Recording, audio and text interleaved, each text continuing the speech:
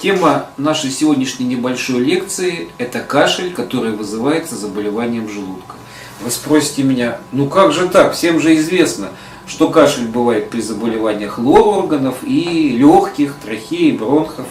Именно вот эти органы вызывают кашель. Вы знаете, нет.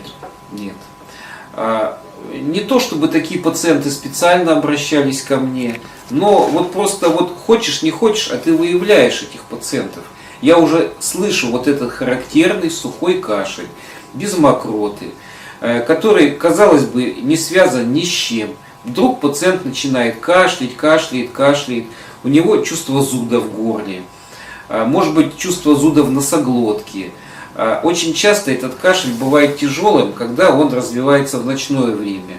Многие не могут заснуть, задремывают, засыпают раз, в горле зачесалось, все, длительный кашель, изматывающий их. Иногда они обращаются ко мне совершенно по другим случаям, слышишь, кашляет. И я начинаю задавать дополнительные вопросы. Какие это дополнительные вопросы? Скажите, пожалуйста, а у вас чувствительность зубов невысокая? Они говорят, да, вы знаете, высокая. Тогда я спрашиваю дальше. Скажите, пожалуйста, а у вас отрыжка кислым бывает? Или ощущение заброса вот из желудка в пищевод? Что да, бывает. И вот тогда мы можем связать этот кашель с заболеванием желудка. Я только что перечислил вам симптомы кашля при рефлюкс-эзофагите. Рефлюкс-эзофагит, который поражает в той или иной степени практически всех людей современных. При этом происходит забрасывание желудка в пищевод. И иногда это не вызывает, допустим, чувство кислоты в пищеводе, во рту, а именно вызывает вот этот неприятный раздражающий кашель. Каким образом это диагностируется? Диагностируется это двумя методами. Первое – это ФГС, фиброгастродуоденоскопия. А второе – это рентгеноскопия легких с бариевой известью в положении Тренделенбурга.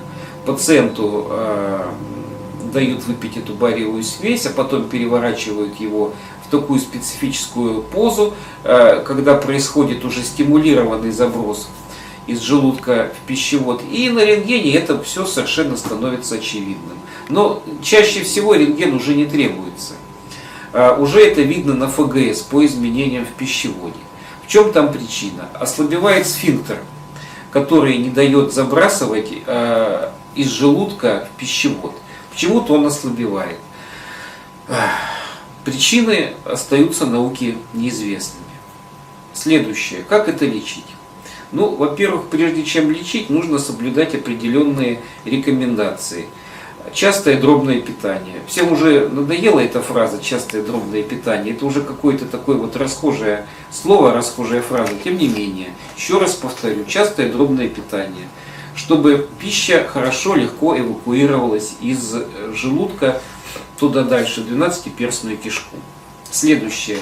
Вы поели, не ложитесь, не садитесь, по крайней мере в течение 45 минут, чтобы большая часть пищи успела эвакуироваться в 12-перстную кишку из желудка и не повышалось